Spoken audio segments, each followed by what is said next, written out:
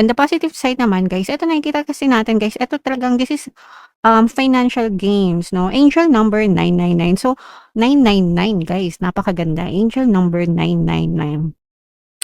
So, nakikita natin dito yung walang pagod, walang makakapigil sa inyo guys. This is unstoppable energy. Walang makakapigil sa pag-asenso nyo. Walang makakapigil sa pagkilos nyo. Walang makakapigil para maabot nyo yung mga dreams nyo guys. And walang makakapigil para lalong tumaas yung antas ng pamumuhay nyo, yung kaperahan nyo.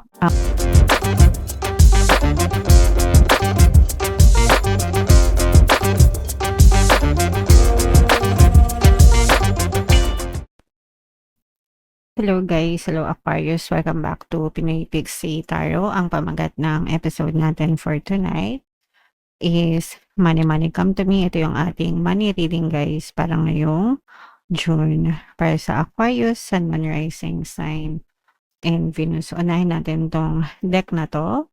Ito yung ating money manifesting techniques para sa'yo. Write yourself a check for a large amount of money. Pin it up so you can see it every day. Imagine with as much conviction as possible how great it will feel when you really do have this much money. So, pag sinabing check mga kapiksi, no? Kung meron kayong mga checking account, guys, pwede nyong gamitin yun, or kung wala naman, pwede kayong mag-Google, mag-search sa Google, guys, no? Maghanap kayo ng blank check, tapos sulatan nyo yun, sulat nyo yung pangalan nyo, sulat nyo yung amount na gusto nyong ma-receive mga kapiksi. And, kailangan palagi nyong nakikita, picturean nyo. Ginawa ko na to guys, kakagawa ko pa lang na to, no? So, I'm still manifesting for an outcome, mga kapiksi. But, na-claim ko na yan, so I'm pretty sure sooner or later dadating na yan. Yung success stories na gusto kong i-share is yung ginawa kasi itong technique na to ay ginawa ni Jim Carrey. So, kung hindi nyo siya kilala, i-google nyo lang siya. Pero isa siyang sikat na Hollywood actor. And nung hindi pa siya sikat, ginawa niya tong technique na to. So, meron siyang cheque, sinulat niya yung pangalan niya, sinulat niya yung 1 million pesos. Nung time na yon, napakalaki pa ng value ng 1 million. Hindi pala pesos guys, dollars pala, sorry. $1 million kasi sa Hollywood si Jim Carrey. Tapos, yung offer sa kanya, yung big break niya sa Hollywood, yung offer sa kanya is $1 million. Yun yung bayad sa kanya as talent fee. Okay? So, it definitely works, guys. Basta, you don't have to ask how or when or kung paano siya dadating sa inyo. Ang trabaho nyo is to declare kung magkano yung amount na gusto nyo ma-receive, ma-achieve, and always give thanks na it's already on its way, and accept nyo na dadating siya sa inyo. Kapag nag-avail kayo ng Money Shaker Jar ko, guys, kasi ito ino-offer ko to dito sa ating channel, yung mga latest na package natin ngayon, meron siyang kasamang blank check, mga kapiksi, okay? So, pwede nyo yung gamitin sa manifestation nyo, guys, para lang yung sa mga kliyente natin na mga kapiksi. Yung mga late batch na yun, yung mga nauna, wala silang ganun, pero yung mga late meron na, guys. So, yeah, try nyo to, guys, no, kahit magkano isulat nyo, mga kapiksi, alright? So, yan ang ating, money manifesting technique para sa inyo. So, shuffle natin to guys. Hanapin natin yung energy ng Aquarius. At saka yung energy ng money. Habang sinashuffle ko to guys, panoorin nyo muna yung video natin regarding sa ating paano mag-manifest ng abundance video cards. Kapiksi, sawa ka na ba sa mga struggles at hirap sa buhay mo? Masipag ka ba at masikap sa buhay ngunit hindi ka pa rin umaasenso? Ilang beses ka na bang nag-attempt mag-negosyo at mag-invest pero palagi ka pa rin nalulugi?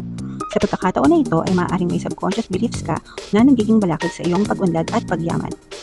Introducing, paano mag-manifest ng abundance video course. Dito ay matututunan mong ma-overcome ang mga balakid mo para tuluyan ka ng umunlad, umasenso, sumagana, maging matagumpay, successful at maswerte sa iyong kabuhayan, pera, trabaho, negosyo, salapi at kaperahan ng bonggang-bongga. Dali, mag-send na ng email sa pinoypixie@gmail.com at simulan na ang iyong pagyaman ngayon. Alright, so sa lahat ng gusto mag-avail ng course guys, meron tayong paano mag-manifest ng abundance video course, paano mawala ang third party, at magkaroon ng harmonious na relationship, paano pabalikin si ex, reverse breakup. Sa mga interesado guys, mag-send lang kayo ng email sa pinaypixietarot@gmail.com. And sa mga naghahanap ng pampaswerte guys, again, meron tayong money shaker jar. Ito yan guys, super liit na bote pero super powerful, super effective. At saka ito mga kapixino. So ito yung WhatsApp number, chat nyo lang ako dyan guys. Kung gusto niyo sumakses guys, ang dami ng sumasakses dyan, promise. Sinishare ko yung mga success stories sa Facebook tsaka dito. So, Aquarius ko ay na-represent ng King of Swords. Ito yung ating money energy, mga kapiksi. So, ito guys, this is both positive and negative mga kapiksi. So, ang nakikita nating negative dito guys is yung iba sa inyo, parang nagre-reklamo, may mga disappointments kayo kasi may mga conflict kayo. Itong conflict na to, mga conflict ito sa trabaho, mga kapiksi, no?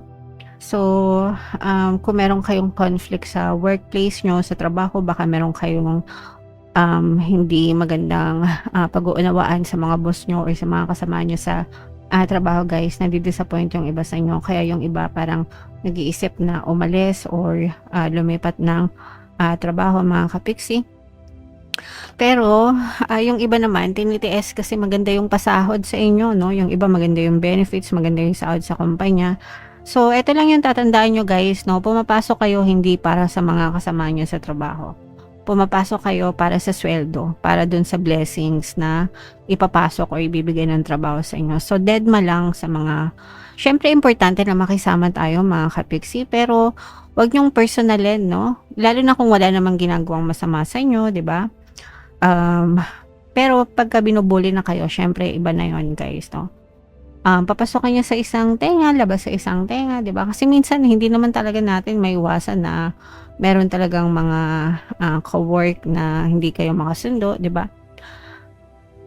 Basta makisama na lang kayo na maayos, guys. Meron tayong subliminal, pampabait ng boss, and mga kasamaan sa trabaho. So, pwede nyo pakinggan yun, guys, para maging maganda yung pakikitungo sa inyo ng inyong mga ka-work, especially ng mga amo nyo, mga kapiksing. Okay?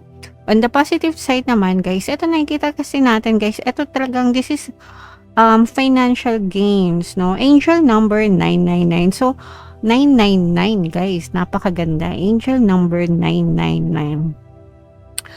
So, nakikita natin dito yung walang pagod, walang makakapigil sa inyo, guys. This is unstoppable energy. Walang makakapigil sa pag-asenso nyo.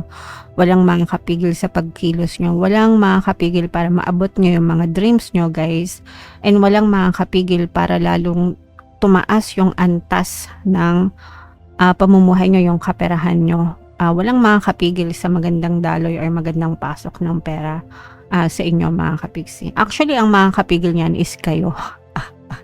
Kapag nagnega kayo, mga kapiksi, okay? Kapag nag-focus kayo sa kanikahan, mga emotional, mental blocks, guys, yan yung pipigil sa pagpasok ng kaperahan sa inyo. But if you're always grateful, if you're always focused, if you're always motivated and inspired, mga kapiksi, walang makakapigil para maabot mo yung mga pangarap mo pagdating sa kabuhayan, sa kaperahan, guys, kasi talagang nararamdaman natin yung paglago, no? Sabi ko nga, unstoppable.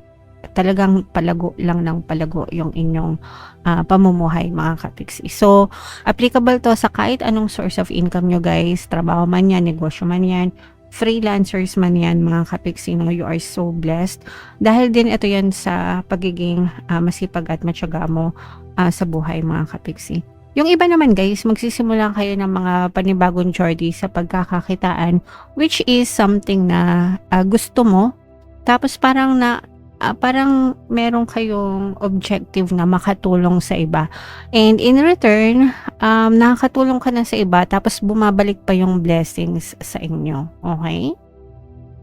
Bumabalik yung blessings sa inyo dahil sa pagtulong nyo sa iba, mga kapiksi. So, maganda yan, maganda yan. Ipagpatuloy nyo lang yan, Aquarius. Alright? So, what else? Tingnan pa natin, mga kapiksi. So, mayroon ditong presence ng water sign, Cancer, Pisces, Scorpio. For some of you, maaaring may ganyang element kayo sa inyong natal chart at saka earth signs, mga kapiksi. Ito naman, guys, parang nagkakaroon din ng conflict sa relationship, mga kapiksi, dahil sa trabaho, no? Or dahil sa Ito mga bagong offer ito guys. Pwedeng ano guys, may mga bagong offer na dadating sa'yo pero parang hindi mag-a-approve yung person mo. Kung ito'y applicable kung meron na kayong mga partner or specific person. So, kunwari merong offer sa'yo or sa kanya na mag-abroad. Yan. So, medyo pag-aawayan nyo yan. Parang hindi kayo masyadong tugma, no? Dun sa offer na yon mga kapiksi. O kaya merong offer sa politiko. Tapos ayaw mo kasi alam mo naman magulo yung politics, ganyan. So, hindi kayo nag-a-align ng person mo mga kapiksi. Or kahit anong klase pang offer yan guys. Pero parang hindi ka sinusuportahan ng person mo. Ito ay magre-resonate guys dun sa mga kapiksi natin na merong mga partner or specific person mga kapiksi. Okay, so medyo nagkakaroon kayo ng diverse na thoughts or decision tungkol sa bagay na yan guys. So kailangan nyo lang mag-usap na mabuti para magkaintindihan kayo guys and mag-compromise. Okay? Alright. So comment down below guys, i-mind nyo na yung mga unstoppable na pasok ng pera guys kasi yun talaga yung nakita natin para sa inyo Aquarius. Bubunot lang tayo ng isa pang spiritual message or advice para sa inyo Aquarius na wala tayong love message kasi money energy ito guys. So ito yung ating spiritual message guys. You are doing your best and that is enough. Any difficulties you face will not last forever. Release the thoughts and feelings that don't feel good. Focus all of your energy on love, happiness, and your hopes and dreams. So, wag na kayong magsayang ng energy, guys, sa mga negative na nangyayari sa buhay nyo. Kasi, this too shall pass. Lilipas din yan. Hindi naman permanent yan, guys. No? Kung nagkakaroon ng mga problema, mga hanash, mga pagsubok, mga challenge, okay lang yan, guys. Lilipas din lang yan. No? Bukas makalawa, wala na yan. Tapos na yan. So, wag nyo nang sayangan yung energy nyo, guys. Imbis na mag-focus kayo doon, mag-focus kayo sa happiness, sa hope, sa dreams nyo, sa mga ambisyon nyo sa buhay, sa mga magaganda na gusto nyo ma-experience para talagang ma-push out siya sa inyong physical reality and ma-attract nyo siya sa buhay nyo, ma-manifest nyo siya. Okay? So, palagi nyo sasabihin, guys, this too shall pass. Dilipas din ito. Very much applicable sa mga kapiksi natin na may mga pinagdadaanan na problema. Matatapos din yan, guys. Okay? Alright. So, yeah. Comment down below, Aquarius, if feeling nyo nakaresonate kayo dyan. Yung mga magaganda, guys, i-mind nyo na sa comment section. And for more tarot readings, ito yung playlist nyo. Ito naman yung ating success stories ng paano mag-manifest ng abundance video course. Panoorin nyo itong video natin, guys, about money shaker jars. Thank you for liking, sharing, and subscribing. See you next time. I love you all. Have a nice day. Bye-bye.